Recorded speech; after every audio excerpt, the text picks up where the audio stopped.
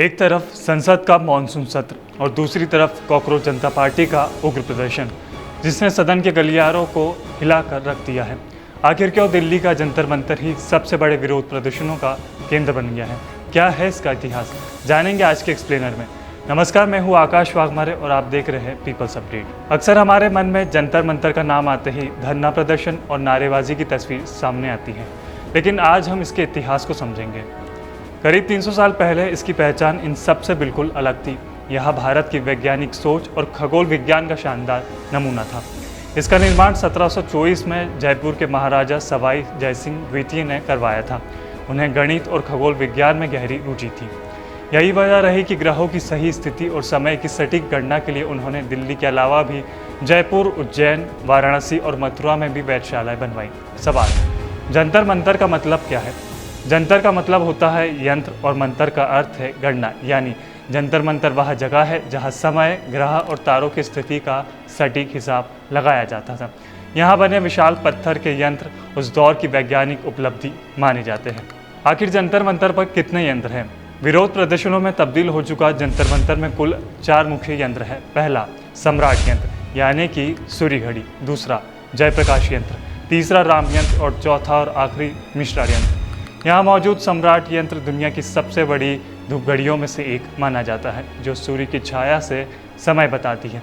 जयप्रकाश यंत्र ग्रहों और तारों की स्थिति मापने के लिए बनाया गया था, जबकि राम यंत्र आकाशीय पिंडों की ऊंचाई और दिशा मापता था। और मिश्रा यंत्र अलग अलग खगोलीय गणनाओं के लिए इस्तेमाल किया जाता था। अब सवाल यह है कि विज्ञान की यह विरासत विरोध प्रदर्शन का सबसे बड़ा केंद्र कैसे बन गई? दरअसल इसकी शुरुआत 1988 के बाद हुई थी। इससे पहले दिल्ली में बड़े आंदोलन इंडिया गेट के पास बोट क्लब में हुआ करते थे, लेकिन किसान नेता महेंद्र सिंह टिकैत के नेतृत्व में लाखों किसानों के लंबे आंदोलन के बाद सरकार ने वहां रैलियों पर रोक लगा दी थी। इसके संसद और नज़दीक होने की नियंत्रित जगह होने के कारण 1993 में जंतर मंतर को आधिकारिक प्रदर्शन स्थल बना दिया गया। यहीं से जंतर मंतर देश की लोकतांत्रिक आवाज़ का सबसे बड़ा मंच बन गया। बात करें यहाँ के सबसे चर्चित आंदोलन की, तो 2011 में अन्ना हजारे का लोकपाल आंदोलन था, जिसने पूरे देश में भ्रष्टाचार के खिलाफ जन आंदोलन खड़ा कर दिया।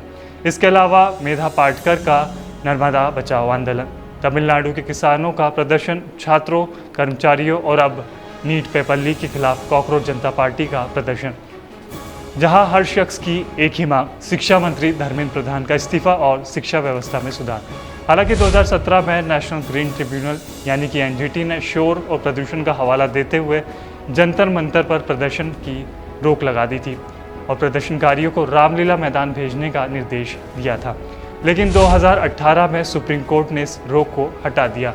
अदालत ने कहा कि शांतिपूर्ण विरोध करना नागरिकों का संवैधानिक अधिकार है और दिल्ली पुलिस को उचित नियमों के साथ यहाँ प्रदर्शन की अनुमति देने के निर्देश दिए।